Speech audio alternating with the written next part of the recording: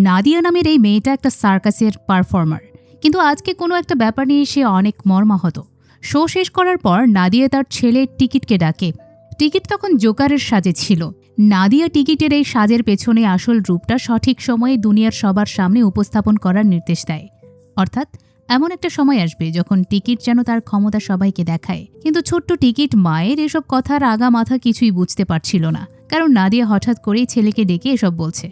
নাদিয়ার পর টিকিটকে জানায় একটু পর তার ড্যাডি এখানে আসবে, আর সে যেন ড্যাডির সাথে চলে যায়। ড্যাডি তাকে নতুন পরিচয় দেবে, ঠিকানা দেবে, কিন্তু সে মাকে ছেড়ে যেতে রাজি হয় না। নাদিয়া টিকিটের ড্যাডিকে রিসিভ করার জন্য তাকে এক প্রকার জোর করেই বাইরে পাঠায়। এমন সময় নাদিয়া অস্বাভাবিক আচরণ করছিল, কখনো হাসছে তো কখনো কাঁদছে। টিকিট বাইরে এসে ড্যাডির আসার অপেক্ষায় থাকলে নাদিয়া অশ্রুসিক্ত অবস্থায় সার্কাসের রিংয়ে ওঠে। এর মধ্যে ড্যাডি তার কাছের লোকদের নিয়ে চলে আসলে টিকিট বাইরে থেকে চিৎকার করে মাকে তা জানায়। এতে করে নাদিয়া ইমোশনাল হয়ে নিজেই 2টা গ্রেনেডের মুখ খুলে ফেলে। এতে করে পুরো সার্কাস এরিয়ায় বিস্ফোরণ ঘটে, যার কারণে টিকিট চোখের সামনেই মাকে আগুনে জ্বলতে দেখে পাগল প্রায় হয়ে হাসতে থাকে। পরক্ষণেই ড্যাডি স্বাভাবিক হয়, মায়ের এমন পরিণতি মেনে নেয়। তাই মাকে হারিয়ে টিকিট ড্যাডির গাড়িতে উঠে পড়ে, কিন্তু ড্যাডি গাড়ির একটা উঁচু পাহাড়ের ঢালে এসে টিকিটকে গাড়িতে রেখে গাড়ির দরজা জানালা লক করে পাহাড় থেকে ফেলে দেয়। অর্থাৎ বাবা নিজেই ছেলেকে মেরে ফেলে। তার মানে এই ড্যাডি আসলে মস্ত বড় এক শয়তান। তা না হলে কি কেউ এভাবে নিজের ছেলেকে ফেলতে পারে? সিনের পর নিয়ে যাওয়া হয় 1947 সালের গোয়াতে। ব্রিটিশরা চলে যাওয়ার পর গোয়া এখন শাসন করে পর্তুগিজরা, আর এই পুরো গোয়া এখন দখলে ফার্নান্দেজের বড় ভাই সালভাদ্রের। কিন্তু বেশ কয়েকদিন ধরে সালভাদ্রের লোকদের নির্মমভাবে মেরে ফেলছে ড্যাডি তথা রায়া নামে একজন। কেউ কেউ মনে করছে ডালাভাই নামে এক গ্যাংস্টারের ছেলেকে মেরে ফেলায় রায়া এই ধ্বংসযজ্ঞ চালাচ্ছে। ডালাভাই একসময় এই গোয়া শাসন করত, কিন্তু সালভাদর এবং ফার্নান্দেজ মিলে ডালাভাইকে মেরে ফেলেছে, এমনকি তার ছেলেও। এই ধ্বংসযজ্ঞে একদিন ফার্নান্দেজের ছেলেকেও মেরে ফাঁসিতে রাখা হয়। ছেলের এমন মৃত্যু দেখে ফার্নান্দেজ অনেক রেগে যায়। ভাই সাহায্য নিতে আসে সালভাদ্রের পার্টনার এলিজাবেথের কাছে, কিন্তু এলিজাবেথ ফার্নান্দেজকে তেমন একটা পাত্তা দেয় না। ফার্নান্দেজ তার ছেলেকে কবর দিতে কবরস্থানে আসলে সেখানে গাড়ি নিয়ে এন্ট্রি নেয় ড্যাডি অর্থাৎ রায়া। এই সিনটা আপনি আমি সবাই দেখেছি, তাই বর্ণনা করার মতো কিছু নেই। পুরো কবরস্থানে ডিটারনেটর আগেই সেট করা ছিল। রায়া আগে তার স্টাইলে ডিটারনেটরগুলো বিস্ফোরণ ঘটায়। তারপর দুই পক্ষের মধ্যে শুরু হয় সম্মুখ যুদ্ধ। একটু পরে সেখানে উপস্থিত হয় রায়ার বড় বোন গঙ্গা এবং রায়ার কাছের লোকজন। দুই পক্ষের লড়াই তুমুল পর্যায়ে চলতে থাকলে গঙ্গা ফার্নান্দেজের লোকদের কাছে বন্দী হয়ে যায়। তখন রায়াও ফার্নান্দেজকে বন্দী করে। গঙ্গা নিজের জীবনের মায়া ত্যাগ করে রায়াকে নির্দেশ দেয় সে যেন ফার্নান্দেজকে মেরে ফেলে, কিন্তু রায়া ফার্নান্দেজকে ছেড়ে দেয়। এতে ভাই বোন সহ সবাই বন্দী হয়। একটু পর সেখানে আসে সালভাদর এসেই আগে রায়াকে জিজ্ঞেস করে সে কেন তার এলাকায় এসেছে। রায়াও দাপটের সাথে উত্তর দেয় এলাকা কারোর বাপের নয়, যে এলাকা দখল করতে পারবে এলাকা তার। রায়ার এমন উত্তরে সালভাদর রেগে গিয়ে মৃত্যুর আগে রায়ার শেষ ইচ্ছেটা জানতে চায়। রায়ার শেষ ইচ্ছে একটাই, ফার্নান্দেজের মৃত্যু। মৃত্যুর মুখেও রায়ার এমন সাহসিকতা দেখে সালভাদর রায়াকে তার বাবার সাথে তুলনা করে। রায়ার বাবা ছিল গ্যাংস্টার। সালভাদরের রায়ার এই দাপট পছন্দ হয়, তাই রায়াকে না মারার বদলে সালভাদর তার ভাই ফার্নান্দেজকেই মারার জন্য রায়ার হাতে বন্দুক তুলে দেয়। রায়া বন্দুক তুলে দেয় বোন গঙ্গার কাছে। গঙ্গা সবার সামনেই ফার্নান্দেজকে গুলি করে শেষ করে। এই যে ভাই বোনের এই দাপট, তা কিন্তু একদিনে হয়নি। 1920 সালে রায়া জন্মের দিন রায়ার মাকে মেরে ফেলে রায়ার বাবা। এই মেরে ফেলার কারণ রায়ার বাবা ছিল সালভাদরের লোক। নিজের প্রভাব বিস্তার করার জন্য নিজ হাতে স্ত্রীকে মেরে ফেলে। এরপর গঙ্গা রায়াকে কোলে পিঠে করে বড় করে, কিন্তু চোখের সামনেই মায়ের নির্মম মৃত্যু গঙ্গাকে ঘুমাতে দেয় না। ছোট থেকে রায়া অনেক সাহসী ছিল। সেই সময় মৃত মানুষদের শরীরের অনেক গহনা ছিল। রায়া একজনের আন্ডারে সাহসের সাথে সেই গহনাগুলো সংগ্রহ করে দিত, যা দেখে ছোটতেই গঙ্গা বুঝতে পেরেছিল রায়া একদিন না একদিন রাজ করবে। কিন্তু আজকে বুঝতে পারে না সালভাদর কেন তাদের ছেড়ে দিল। তাদের কাছে মনে হয় না বাবার জন্য আজ তারা বাঁচতে পেরেছে। নিশ্চয়ই সালভাদর রায়াকে দিয়ে কিছু একটা করাবে। সত্যিই তাই, সালভাদরের রায়াকে ছেড়ে দেওয়ার একটা কারণ আছে। এই অঞ্চলে অপিউম অর্থাৎ আফিম নেটওয়ার্ক বন্ধ হয়ে গিয়েছে। সালভাদর এখন চায় রায়ার মাধ্যমে ইন্ডিয়া চায়নার মাধ্যমে এই অপিউম নেটওয়ার্ক আবারও চালু করতে। কিন্তু গঙ্গা শুধু রায়ার কাছে একটা জিনিসই চায়, আর সেইটা হচ্ছে রায়া যেন এই এলাকায় রাজ করে। রায়াও বোনকে নিশ্চিত করে এই এলাকায় সে রাজা হয়েই দম নেবে। পরের দিনেই সালভাদরের পার্টিতে যোগ দেয় রায়া এবং গঙ্গা। রায়া আপিউম নেটওয়ার্ক দেখভালের দায়িত্ব নিজের হাতে তুলে নেয়। এর পরিপ্রেক্ষিতে একটা পারমিশন নিতে সবাই আসে মধ্যপ্রদেশে। সেখানে পারমিশন না দিলে রায়া লোকটির হাতি কেটে ফেলে। রায়া কোনো কিছুতে না শুনতে পারে না। রায়া এরপর ঠিক করে সমুদ্রপথে অপিউমগুলো ট্রান্সপোর্ট করবে, কিন্তু এতে অনেকেই দ্বিমত পোষণ করে, কারণ সমুদ্রপথে জলদস্যুরা থাকতে পারে। তাদেরকে রায়া হ্যান্ডেল করতে পারবে না, কারণ রায়া তাদের ভাষা বোঝে না।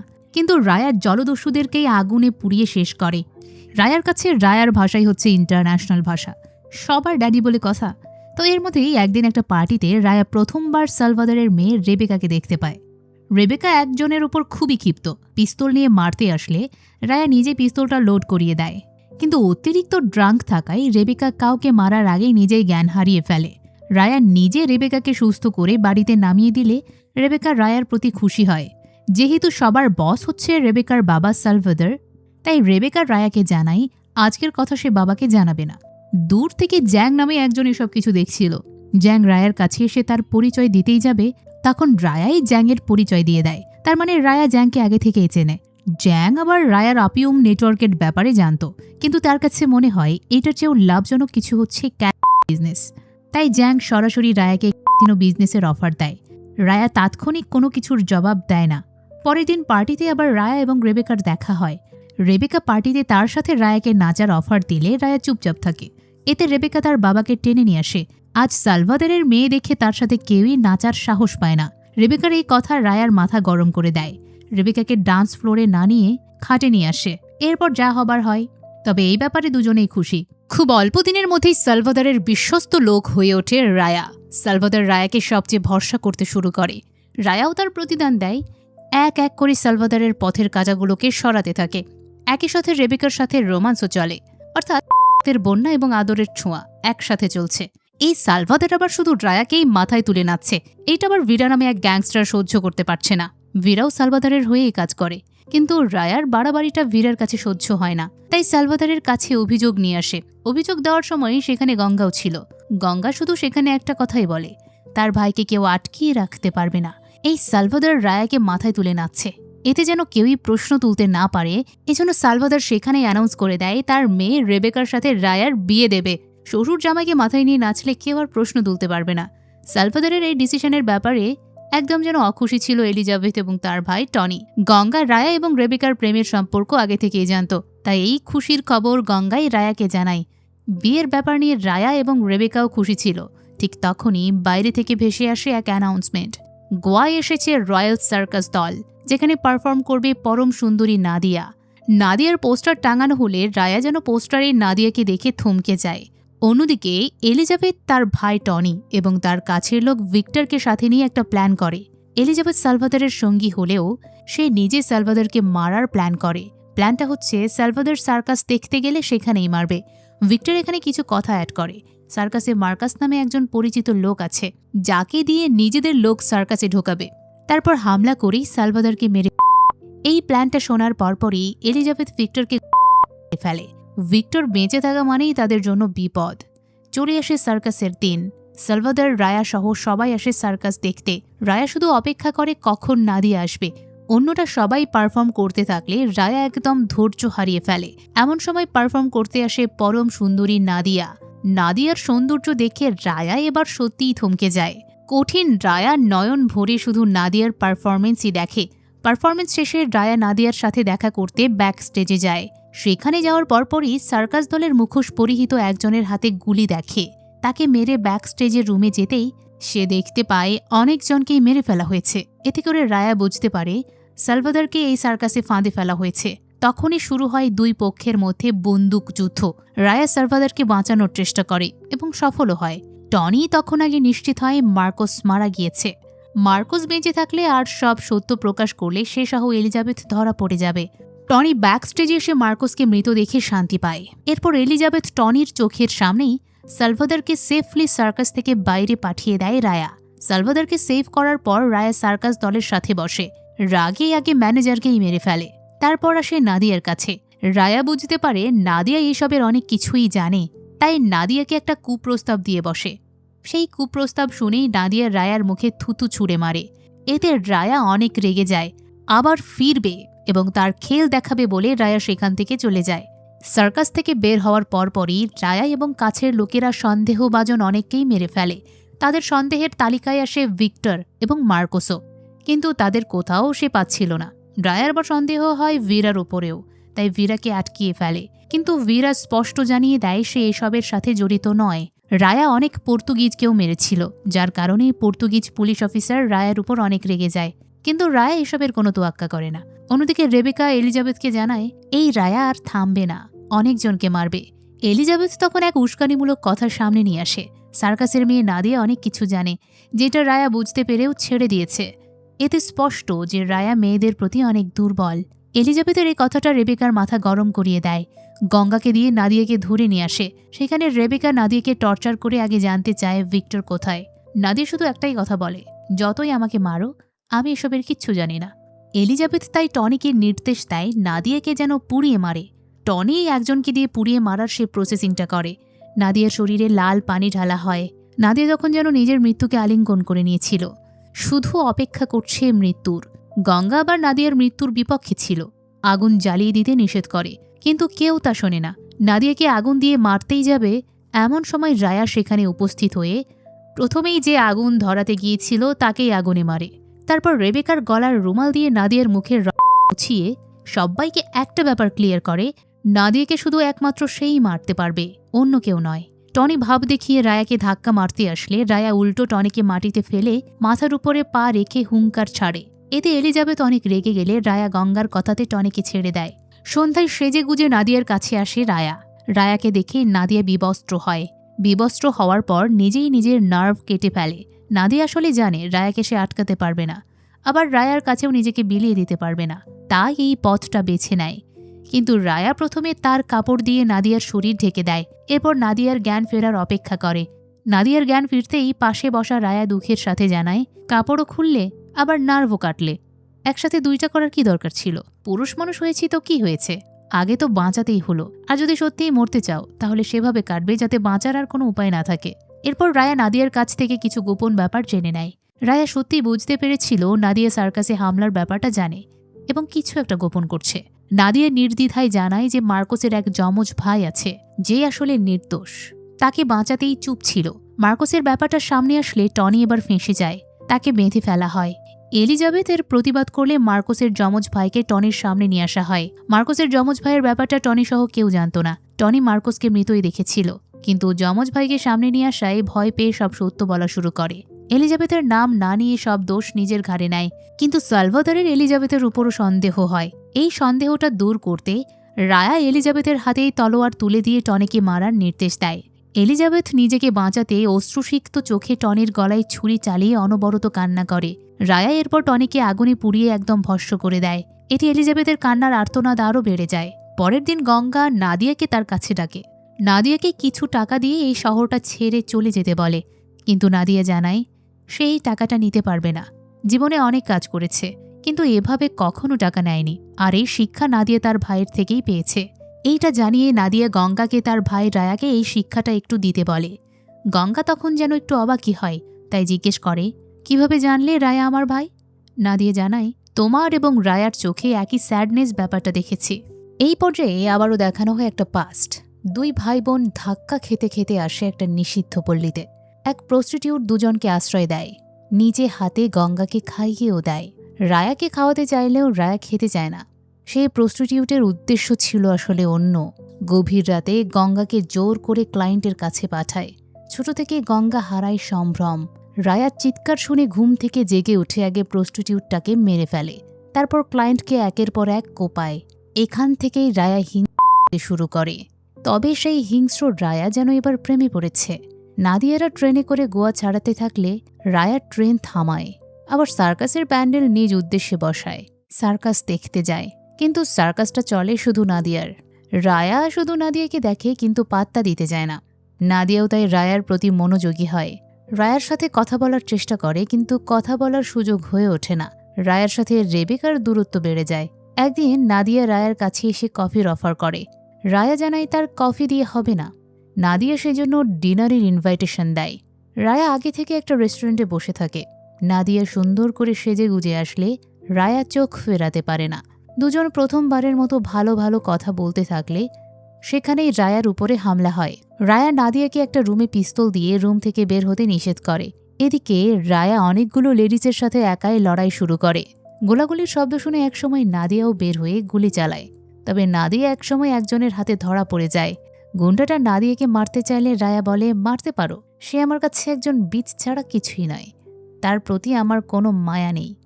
নাদিয়া রায়ার কাছ থেকে বিচ কথাটা শুনে প্রচণ্ড রেগে যায়। রায়া লোকটিকে মারলেও নাদিয়া কোনো কথা না বলে গাড়িতে ওঠে।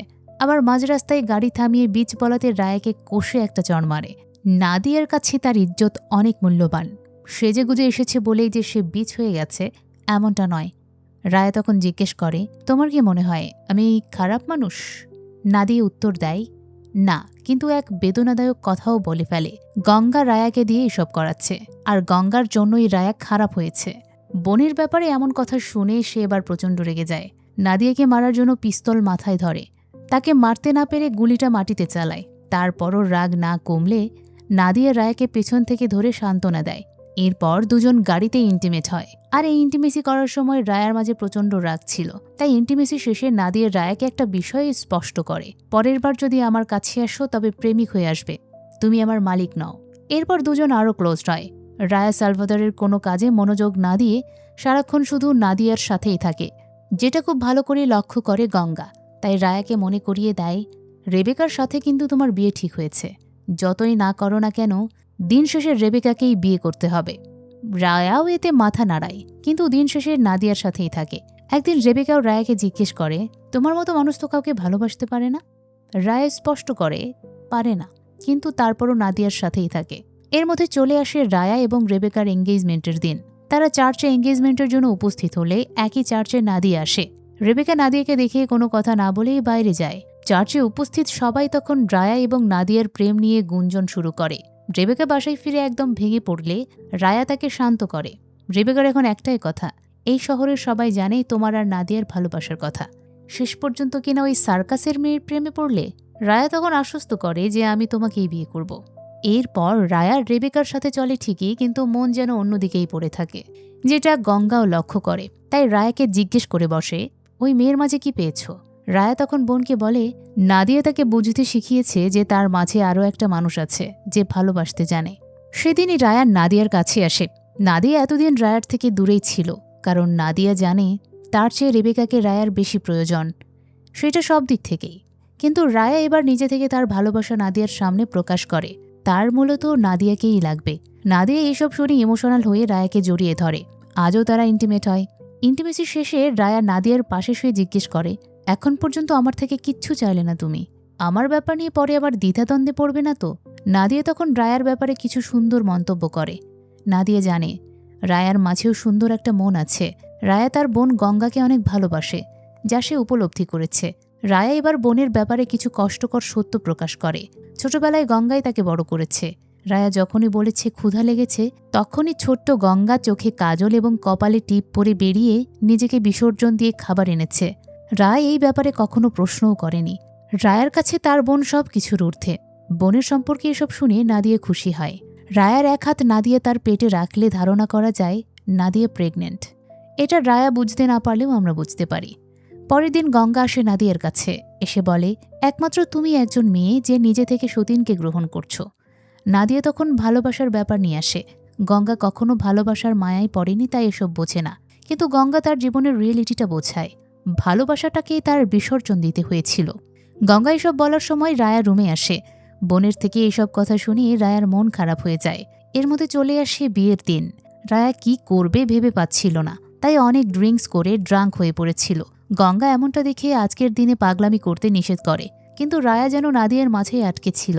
এমন সময় সালভাদরের লোকজন রায়াকে সালভাদরের কাছে নিয়ে আসে।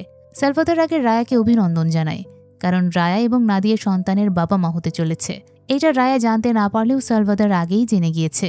সালভাদর এই ব্যাপারটা জানিয়ে রায়াকে একটা খারাপ খবর শোনায়। আজকে নাদিয়া এবং তার পেটের বাচ্চা মারা যাবে। বেশি বাড়াবাড়ি না করে যেন বিয়েটা করতে আসে, তা না হলে সেও মারা পড়বে। এই কথাগুলো শুধু রায়া চুপচাপ শোনে। সালভাদর চলে গেলে গঙ্গা রায়াকে সাহস যোগায়। রায়াকে কেউই অপমান করলে রায়া চুপচাপ থাকার ছেলে নয়, রায়া একজন সিকান্দার। এই সাহস দিয়ে গঙ্গা রায়াকে নিয়ে বিয়ের পার্টিতে আসে। রায়ের উপস্থিতি দেখে সালভাদর খুশি হয়। সালভাদর রায়াকে জড়িয়ে ধরতে গেলে সে সালভাদরকে থামিয়ে তার একটা কথা মনে করিয়ে দেয়। সে তাকে বলেছিল রেবেকার চোখে যদি আর একবারও অশ্রু দেখে তাহলে সে রায়াকে মেরে ফেলতেও দ্বিধা বোধ করবে না। সালভাদর তার ফ্যামিলির জন্য এমনটা করতে পারলেও রায়া কেন তার ফ্যামিলির জন্য কিছু করবে না? এটা বলে রায়া সবার সামনেই গুলি করে সালভাদরকে মেরে ফেলে। দুই পক্ষের মধ্যে শুরু হয় বন্দুক যুদ্ধ। এই যুদ্ধে একসময় পিস্তল নিয়ে মুখোমুখি হয় রায়া এবং রেবেকা। রেবেকাকে দেখে রায়া তার হাতের পিস্তল ফেলে দেয়। রেবেকা তার বাবার মৃত্যুর প্রতিশোধ নিতে পিস্তলের সব বুলেট রায়ার শরীরে চালায়। রায়া চুপচাপ গুলিবিদ্ধ হতে থাকলে গঙ্গা হেডশট করে রেবেকাকে মেরে ফেলে আর তার ভাইকে নিয়ে হসপিটালের দিকে ছুটে যায়। হাসপাতালে নিয়ে যাওয়ার সময়ও সালভাদরের লোকজন পিছু নেয়, কিন্তু গঙ্গার রায়াকে যেভাবে হোক বাঁচিয়ে রাখতেই হবে। তাই নিজে গাড়ি থেকে নেমে রায়ার রাজি না হওয়া সত্ত্বেও রায়াকে অন্যদের সাথে পাঠায়। এদিকে গঙ্গা নিজে লড়তে থাকে, তবে ঠিকই ধরা পড়ে যায়। গঙ্গাকে মারার জন্য নিয়ে আসা হয় একটা জায়গায়। সেখানে এলিজাবেথ নাদিয়াকেও ধরে নিয়ে আসে। মূলত নাদিয়াকে দিয়ে গঙ্গাকে মারবে, কিন্তু গঙ্গা এতে রাজি হয় না। তাই এলিজাবেথ গঙ্গার পেটে পিস্তল ঠেকায়। হয় সে গঙ্গাকে মারবে, নয়তো অনাগত বাচ্চাসহ নাদিয়া মরবে। গঙ্গা নাদিয়াকে শ্যুট করতে বলে। মরার আগে এটাও জানায় রায়া তাকে অনেক ভালোবাসে। নাদিয়া না মারতে চেয়েও গঙ্গার চিৎকারে শ্যুট করতে বাধ্য হয়। এভাবে প্রেমিকার হাতে প্রিয় বোনের মৃত্যুর কথা শুনে রায়া নাদিয়ার উপর অনেক রেগে যায়। রায়ের কাছে মনে হয় নাদিয়া এটা না করলেও পারত। সুস্থ হওয়া মাত্রই এলিজাবেথকে মারার জন্য বেরিয়ে পড়ে। এলিজাবেথ মৃত্যুর আগ মুহূর্তে রায়াকে নিয়ে শুধু উপহাস করে। রায়া এখন প্রেমিকা নাদিয়ার কাছে পর্যন্ত ঘেঁষতে পারবে না। নাদিয়ার কাছে গেলেই মনে পড়বে সেই গঙ্গাকে মেরেছে। এসব বলে শুধু এলিজাবেথ মজা করতে থাকলে রায়া এলিজাবেথের চ্যাপ্টার ক্লোজ করে দেয়। এরপর সত্যি রায়া আর নাদিয়ার কাছে ফিরতে পারে না। রায়া চলে আসে ম্যাকাওতে। সেখানে এসেই আগে হত্যাযজ্ঞ চালিয়ে জ্যাংয়ের ছেলেকে উদ্ধার করে। এরপর অনেক গ্যাংস্টারকে মেরে ম্যাকাওতে রাজত্ব শুরু করে। শোককে পাথরে পরিণত করে রায়া আরও বেশি শক্তিশালী হয়ে ওঠে। অন্যদিকে নাদিয়া একাই সন্তান জন্ম দেয়। সন্তান জন্ম দেওয়ার পর সার্কাসে ফিরলে নাদিয়া সেখানে মন দিতে পারে না। এদিকে রায়া ম্যাকাওতে ক্যাচ কিং হয়ে ওঠে। ধীরে ধীরে নাদিয়ার ছেলে টিকিট বড় হয়, কিন্তু বড় হওয়ার পর মাকে শুধু বিষণ্ণ অবস্থাতেই দেখে। বুঝতে পারে মা আসলে বাবার জন্য অপেক্ষা করছে। এর মধ্যে রায়ার কাছে খবর আসে পর্তুগিজরা গোয়া ছেড়েছে। যদি গোয়ায় না ফেরে তাহলে সকল জায়গা জমি সরকার নিয়ে যাবে। কথা হয়েছে নাদিয়াও গোয়া ছেড়ে একেবারেই চলে যাবে। চলে আসে সেই কাঙ্ক্ষিত দিন, রায়ার গোয়া ফেরা। এবার বোঝা যায় কেন নাদিয়া নিজে তার জীবন শেষ করেছিল। গঙ্গাকে নিজে হাতে মারা এবং রায়ার দূরে চলে যাওয়া নাদিয়াকে একদম ট্রমাটাইজড করেছিল। তাই রায়ার ফেরার দিন নাদিয়া নিজের জীবন বিলিয়ে দেয়, যা নিজে চোখের সামনে দেখে রায়া। ছোট টিকিট প্রথমবার তখন রায়াকে ড্যাডি বলে ডাকে। রায়ার টিকিটকে গাড়িতে তুলে যাওয়ার পথে ড্যাডিকে বিভিন্ন প্রশ্ন করতে থাকে। তাকে তার মা বলেছে এক বৃষ্টির রাতে মা নাকি তাকে ভালোবাসার কথা জানিয়েছিল। সেদিন মা কান্নাও করেছিল, কিন্তু বৃষ্টি থাকায় না করতে পারেনি। এভাবে টিকিট মায়ের কথা বলতে থাকলে রায়া প্রচণ্ড রেগে যায়। গাড়ির ভেতরে লাল পানি তো খাই, আবার গাড়ির বাইরে এসে লাল পানি খেতে থাকলে টিকিট গাড়িতে থাকা অবস্থাতেই গাড়ি পাহাড় থেকে পানিতে পড়ে যায়, যা আমরা মুভির শুরুতে দেখেছিলাম। তখন মনে হয়েছিল রায়া নিজে থেকে টিকিটকে ফেলে দিয়েছে, কিন্তু আসলে তা অন্যই ছিল। পানির মধ্যে গাড়িটা আটকা পড়লে টিকিট ড্যাডি বলে চিৎকার করতে থাকলে একসময় রায়া টিকিটকে বাঁচানোর জন্য লাফ দেয়। অনেক কষ্ট করে টিকিটকে পানি থেকে তুলে নিয়ে আসে। টিকিট তখন ড্যাডিকে শুধু বলে, তুমি এখন থেকে যা বলবে আমি তাই করব, প্রমিস, আর কোনো কথা বলবো না। কিন্তু রায়া টিকিটের দিকে পিস্তল তাক করে। পিস্তলের ভয় দেখিয়ে ছোট্ট টিকিটকে দ্রুত এই জায়গা থেকে পালানোর নির্দেশ দেয়। টিকিটও ভয় পেয়ে পালিয়ে যায়। এরপর রায়া সারাক্ষণ লাল পানি খেয়ে শুধু মাতাল থাকে, একটুতেই যাকে তাকে মারে।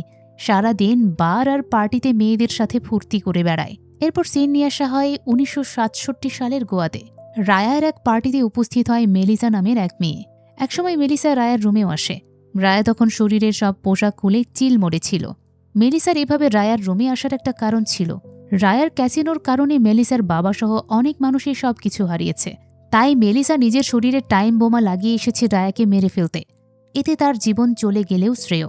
যে রায়ার শতবার মৃত্যুর মুখোমুখি হয়েছে, সে রায়া আজ টাইম বোমের ভয় পায় না, উল্টো টাইম বোমা চালু করে দেয়, যা কিনা 2 মিনিট পর বিস্ফোরণ হবে। এবার মেলিসা নিজেই ভয় পেতে থাকে। সে মূলত রায়াকে ভয় দেখাতে এসেছিল, কিন্তু রায়া তো এসবে ভয় পায় না। উল্টো মেলিসাকে এই 2 মিনিট এনজয় করতে বলে। বেডও ফাঁকা আছে।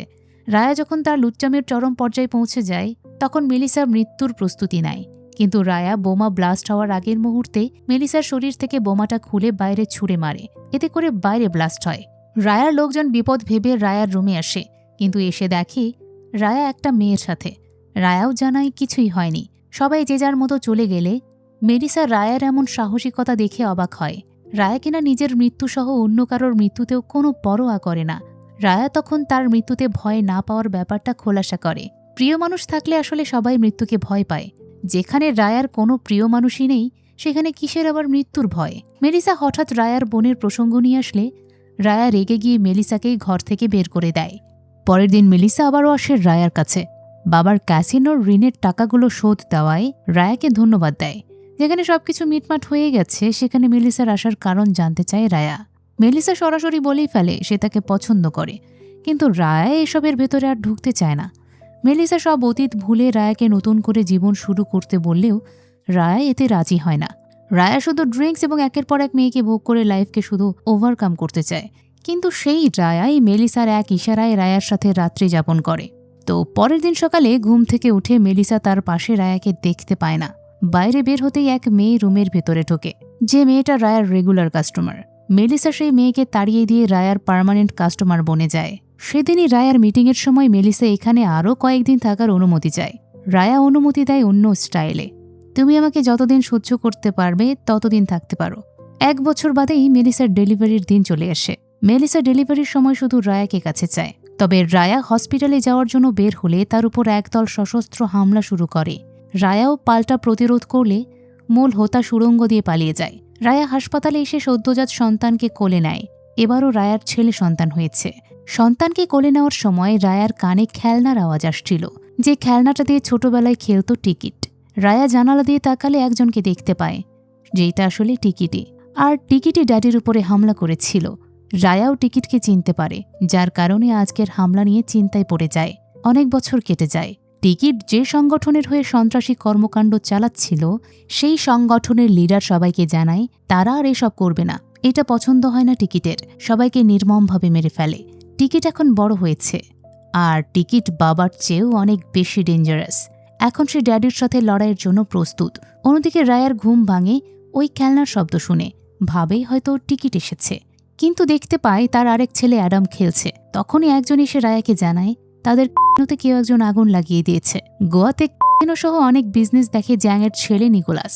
ক্যাসিনো ধ্বংস হওয়ায় রায়াকে কিছু না বলতে পারলে বাবাকে ফোন করে ব্যাপারটা জানায়। টিকিটের পর একের পর এক রায়ার ব্যবসা ধ্বংস করতে থাকে। পুলিশ কিছু করতে না পারায় রায়া পুলিশের ওপর অনেক রেগে গিয়ে অপমান করে তার গ্যাং থেকে বিদায় জানায়। ওদিকে টিকিটের ধ্বংসযজ্ঞ চলমান ছিল। সবকিছু ধ্বংস করে তার ছাপও দিয়ে যেত।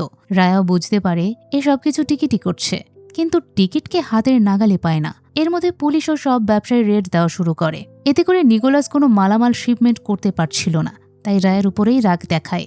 রায়াকে ব্যবসা থেকে রিটায়ার হতে বলে। এতে করে রায়া রেগে গিয়ে নিকোলাসকে আঘাত করে, যা মাকাউতে থাকা জ্যাং মেনে নিতে পারে না। জ্যাং এবং রায়ার মাঝেও টেলিফোনে ছেলেকে নিয়ে শত্রুতা হয়ে যায়। পরের দিনে টিকিট নিকোলাসকে নির্মমভাবে মারে। আজ আবার ছিল স্টার সানডে। মেলিসা বাড়িতে একটা পার্টি রেখেছিল। সেই পার্টিতে সান্টা ক্লজের রূপে আসে টিকিট। রায়া তার বেডে ঘুমাচ্ছিল। টিকিট সরাসরি রায়ার ঘরে আসে। একসময় রায়া বুঝতে পারে তার ঘরে কেউ একজন এসেছে, কিন্তু জাগা পাওয়ার পর কাউকেই দেখতে পায় না। পিস্তল হাতে নিলে বাইরে টিকিটকে দেখতে পায়। টিকিটকে দেখা মাত্র গুলি করতে থাকলে টিকিট পালাতে শুরু করে। একসময় টিকিট নিজে থেকেই পালিয়ে যায়, কিন্তু গোলাগুলির শব্দে অ্যাডাম ভয় পেয়ে যায়। রায়া তাই আগে ছেলেকেই ধরে। তখন রায়াকে তার এক বন্ধু জানায় নিকোলাস মার্ডার হয়েছে। এতে করে রায়ার টেনশন বেড়ে যায়। ঠিক তখনই মেলিসা অ্যাডামকে নিয়ে বাড়ি থেকে চলে যেতে চাইলে রায়া তাকে বাধা দেয়, কিন্তু মেলিসা এক মুহূর্তও থাকতে চায় না। রায়ার সাথে থাকা মানে মৃত্যুকে ডেকে নিয়ে আসা। আর রায়া নিজেই মৃত এক মানুষ। যেদিন নাদিয়া মারা গিয়েছে সেদিন রায়াও মারা গিয়েছে। মেলিসার কাছে নাদিয়ার কথা শুনে রায়া রেগে যায়। মেলিসা অ্যাডামকে নিয়ে বের হওয়ার প্রস্তুতি নিলে রায়া পিস্তল তাক করে, কিন্তু বন্ধুরা রায়াকে আটকায়। সেই সুযোগে মেলিসা অ্যাডামকে নিয়ে বের হয়ে যায়। বাইরে সবাই স্টার সানডে উদযাপন করছিল, তাই গাড়ি নিয়ে বেশি দূর যেতে পারে না, যার কারণে মেলিসা গাড়ি থেকে নেমে অ্যাডামকে নিয়ে হাঁটতে শুরু করে। ভিড়ের মধ্যে অ্যাডাম হঠাৎ করেই মেলিসার কাছ থেকে আলাদা হয়ে যায়। রায়াও খুঁজতে আসে বাইরে, কিন্তু টিকিট রায়াকে আঘাত করে অ্যাডামকে নিয়ে সেখান থেকে পালিয়ে যায়। রাতেই নিকোলাসের শেষকৃত্যে আসে জ্যাং। এসেই আগে রায়ার কাছের লোক ভিরাকে গুলি করে মেরে ফেলে। অন্যদিকে ছেলের মিসিং কেস করতে পুলিশের কাছে আসে মেলিসা। পরের দিন সকালে রায়ার যখন জ্ঞান ফেরে, তখন নিজেকে বরফের মধ্যে একটা জায়গায় আবিষ্কার করে। সামনে আবার ছিল টিকিট। রায়া টিকিটকে শুধু জিজ্ঞেস করে তার ছেলে কোথায়। টিকিট নিজেকেই দেখিয়ে দেয়, সেও তো রায়ারই ছেলে। রায়া অ্যাডামকে না পেয়ে টিকিটকে মারতে থাকলে টিকিট যেন আনন্দই পায়। এমন সময় রায়ার কানে অ্যাডামের কণ্ঠস্বর ভেসে আসে। অ্যাডাম দূরে বরফের মধ্যে গাড়ির ভেতরে ছিল। গাড়ি আস্তে আস্তে বরফের মধ্যে ডুবে যাচ্ছে, যা দেখে রায়া অ্যাডামকে বাঁচাতে যায়। এই সব কিছুই এনজয় করে টিকিট। রায়া অ্যাডামকে বাঁচালেও অ্যাডাম এবার রায়াকে ভয় পেয়ে সেখানে থাকা একটা বাড়ির মধ্যে দৌড়ে আসে। রায়াও পিছু পিছু অ্যাডামের কাছে এসে আগে অ্যাডামকে শান্ত করে। সেই বাড়ির মধ্যেই একটু পর শুরু হয়ে যায় রায়া এবং টিকিটের মধ্যে লড়াই। দুজন দুজনের সাথে সমান তালে লড়ছিল। টিকিট একবার মার খায় তো রায়া একবার। রায়া মার খাওয়ার সময় অ্যাডাম শুধু বাবাকে ডাক দেয়। একসময় রায়া টিকিটকে মৃত্যুর হাত থেকে বাঁচায়, অর্থাৎ রায়ায় মারে আবার রায়ায় বাঁচায়। রাতে রায়ার জ্ঞান ফিরলে মায়ের কিছু ব্যাপার প্রকাশ করে। মা সবসময় কান্না করত, কিন্তু টিকিট হাসলেই মা শুধু বকা দিত। তাই রায়া এরপর থেকে যে কোনো কিছুতে শুধু হাসেই। এরপর বোঝা যায় টিকিট কেন মায়ের মৃত্যুর সময়ও হেসেছিল। যাই হোক, টিকিট মাকে নিয়ে বলতে থাকলে রায়া তা বলতে নিষেধ করে। টিকিট তখন তার আজকের পরিণতির জন্য রায়াকেই দোষারোপ করে। টিকিটকে মারার জন্য সেদিন গাড়ি পানিতে ফেলার পর দেরিতে তুলেছে, আবার তোলার পর তাড়িয়ে দিয়েছে। কিন্তু রায়া তো অন্য কথাই বলে। সে জানায় সে টিকিটকে আসলে তাড়িয়ে দেয়নি, টিকিটকে নতুন জীবন দেওয়ার জন্য এভাবে পিস্তল দেখিয়ে চলে যেতে বাধ্য করেছিল। টিকিটের পর তার মায়ের মৃত্যু এবং গঙ্গার মৃত্যুর দায়ও রায়ার উপরেই দিতে থাকে। রায়া এতে করে রেগে যায়, কিন্তু টিকিটও তো তার ছেলে, যার কারণেই সে মারতে পারছিল না। উল্টো টিকিটের হাতে অস্ত্র তুলে দিয়ে রায়া নিজের মৃত্যুকে আলিঙ্গন করে নেয়। কিন্তু টিকিটও রায়াকে মারতে পারছিল না। হাজার হলেও রায়া তো তার ড্যাডি। রায়াকে না মেরে দৌড়ে ছুটে এসে একটা জায়গায় বরফের মধ্যে হাত পা শুধু ছোটাছুটি করে। আর এভাবেই ঘুমিয়ে পড়লে সকালে ঘুম থেকে জেগে তোলে রায়া। এরপর রায়া অ্যাডাম এবং মেলিসার চিৎকার শুনতে পায়। মেলিসা পুলিশ নিয়ে এসেছিল সেখানে। রায়া পুলিশকে একের পর এক মারতে থাকে। রায়ার সাথে যোগ দেয় টিকিটও।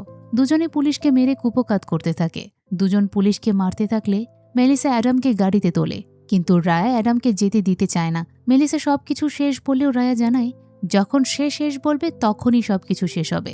এটা বলে অ্যাডামকে নিয়ে রায়া গাড়িতে করে যেতে থাকে। অন্যদিকে জ্যাংয়ের লোকদের সাথে রায়ার লোকদের তুমুল যুদ্ধ শুরু হয়। এদিকে রায়া অ্যাডামকে নিয়ে কিছু দূর যেতেই রাস্তার উপর টিকিটকে দেখতে পায়। টিকিটকে দেখে অ্যাডামকে গাড়িতে রেখে রায়া টিকিটের সাথে কথা বলতে গাড়ি থেকে নামে। রায়া টিকিটের কাছে আসতেই টিকিট তাকেও সাথে নিয়ে যেতে চায় না। রায়ার নিজের লড়াই এখন নিজের সাথে। টিকিটের জন্য অন্য কোথাও গিয়ে জীবন গুছিয়ে নিতে বলে, সেই সাথে ক্ষমাও করে দিতে বলে। এভাবে বাবা শুধু একাই বলতে থাকলে টিকিট রেগে যায়। রায়া এরপর টিকিটের নাম জিজ্ঞেস করে। রায়া আসলে কখনো বড় ছেলের নাম শোনেইনি, কিন্তু টিকিট নাম বলার বদলে রায়াকে গুলি করে মেরে ফেলে। এরপর নাম জানায়। ঠিক তখনই অ্যাডাম গাড়ি থেকে চিৎকার করে বেরিয়ে আসে। এরপর সামনে যা আসবে তা কল্পনাও করতে পারবেন না। অ্যাডামকে আটকায় রায়া নিজে, তাও টিকিটের বাচন ভঙ্গিতে। যে রায়া একটু আগে মারা গেল সেই রায়া কিভাবে ফিরে এলো? কিছুটা কনফিউজড লাগছে, তাই না? তাহলে সহজ করা যাক। টিকিট নামে এই পৃথিবীতে বর্তমানে কেউ এক্সিস্টই করে না। টিকিট রায়ারই এক দ্বিতীয় সত্তা, আর এই সত্তাটা রায়ার ছেলে। রায়া দীর্ঘদিন ট্রমার মধ্যে থাকায় নিজের কল্পনার জগতে টিকিটকে বাসা বেঁধেছে। এই যে টিকিটের সাথে রায়া লড়ছে, এটা আসলে ভুল। আসলে রায়া একাই নিজের সাথে নিজে লড়ছে। এতক্ষণ যাবৎ রায়া টিকিটের সাথে যা যা করেছে তা আসলে ফাঁকা মাঠেই করেছে। শুধুমাত্র রায়া টিকিটকে দেখেছে, আর অন্য কেউ নয়। এইটা একটা রোগ, আর এই রোগের নাম ডিসোসিয়েটিভ আইডেন্টিটি ডিসঅর্ডার। এভাবে বাবার একা লড়াই করা দেখে অ্যাডাম অবাক হয়ে গিয়েছিল। শুধু তাই নয়, অ্যাডাম যেদিন জন্ম নেয় সেদিনও কিশোর টিকিটকে নিজের সত্তার মাঝে ধারণ করেছিল রায়া। আর চমকপ্রদ ব্যাপার হচ্ছে, রায়াই তার সব কিছু ধ্বংস করেছিল নিজের মাঝের টিকিট সত্তাকে অনুধাবন করে। এমনকি নিকোলাসকেও মেরেছে রায়া। মেলিসা একবার বলেছিল না, রায়া এখন শুধুমাত্র মৃত লাশ ছাড়া আর কিছুই নয়। মেলিসা আসলে এই ব্যাপারটা ঠিকই বলেছিল, কারণ সেও রায়ার এসব কিছু লক্ষ্য করে এসেছে। যার কারণে অ্যাডামকে ফিরে পাওয়ার পর এলিসা বলেছিল সব কিছুই শেষ হয়ে গেছে, কিন্তু রায়া যেন নিজেই শেষ করতে চায় না। এখন প্রশ্ন আসতে পারে যে রায়া কেন তার মাঝে টিকিটের সত্তাকে কল্পনা করলো, আর টিকিটই বা কোথায়? ওই যে ছোট্ট টিকিট যেদিন গাড়ি থেকে পাহাড় থেকে পানিতে পড়ে গিয়েছিল, সেদিন রায়া টিকিটকে বাঁচাতে গিয়েছিল ঠিকই, কিন্তু বাঁচাতে পারেনি। সেদিনই টিকিট মারা যায়। এমনকি টিকিটের লাশ পর্যন্ত পায় না রায়া। রায়া পানি থেকে একা উপরে উঠে নিজের মাঝেই টিকিটের সত্তাকে জায়গা দেয়। সেদিন পিস্তল দিয়ে যে ভয় দেখিয়েছিল সেটাও ছিল রায়ের কল্পনা। এই হচ্ছে মূল ঘটনা। প্রেজেন্টেতে ফেরা যাক। মেলিসা অ্যাডামকে রায়ার থেকে নিয়ে চলে যায়। রায়া এবার তার কল্পনায় এক এক করে দেখে ছোট্ট টিকিট, গঙ্গা এবং নাদিয়াকে। সবাইকে আবারও দেখে রায়া খুশি ছিল। সবাইকে কল্পনা করতে করতে রায়া চলে আসে যুদ্ধের ময়দানে, যেখানে রায়ার লোকজন লড়ছিল জ্যাংয়ের লোকদের সাথে। রায়ার চোখের সামনেই তার কাছের বন্ধুকে প্রাণ দিতে দেখে অস্ত্র হাতে তুলে নিয়ে লড়াই শুরু করে। এমন সময় জ্যাং বিমান নিয়ে রায়ার উপরে আক্রমণ করার প্রস্তুতি নিলে রায়া রকেট লঞ্চার দিয়ে বিমান ধ্বংস করে জ্যাংয়ের চ্যাপ্টার ক্লোজ করে দেয়। কিন্তু বিমান ক্র্যাশ করে বরফের পাহাড়ের ওপর। এতে করে বরফের পাহাড় ধসে পড়তে থাকে। এমন সময় রায়া নিজেকে না বাঁচিয়ে আবারও কল্পনায় ছোট্ট টিকিটকে দেখে। টিকিট আলিঙ্গন করার জন্য ছুটতে থাকে রায়ার দিকে। রায়াও অপেক্ষা করে টিকিটের। কল্পনার টিকিট রায়াকে আলিঙ্গন করার সাথে সাথেই বরফের পাহাড় এসে রায়াকে একদম নিশ্চিহ্ন করে দেয়। রায়ার নিশ্চিহ্ন হওয়ার মধ্য দিয়েই শেষ হয় এক গ্যাংস্টারের জীবন কাহিনী। গল্প নিয়ে হয়তো অনেকের অনেক অভিযোগ থাকতে পারে, কিন্তু ক্লাইম্যাক্স দেখে যে সবার চোখ কপালে উঠবে এইটা নিশ্চিত। ট্রেলার সহ অনেক কারণেই সবাই ভেবেছিল রায়া এবং টিকিটের উপস্থিতি রিয়েল, কিন্তু পরবর্তীতে দেখা গেল টিকিটের কোনো অস্তিত্বই নেই। এমন ক্লাইম্যাক্সের প্রশংসা করতেই হবে। তবে হ্যাঁ, চাইলেই রান টাইম কিছুটা কমানো যেত। অযথা অনেক সিকোয়েন্সই অ্যাড করা হয়েছে যেগুলো বাদ দেয়া যেত। ইয়াশের পারফরমেন্স ঠিকঠাকই ছিল। আপনাদের কাছে মুভিটি কেমন লেগেছে তা জানিয়ে দিন কমেন্ট বক্সে। এতক্ষণ মিসেস মুভি এক্সপ্লেইনারের সাথে থাকার জন্য ধন্যবাদ।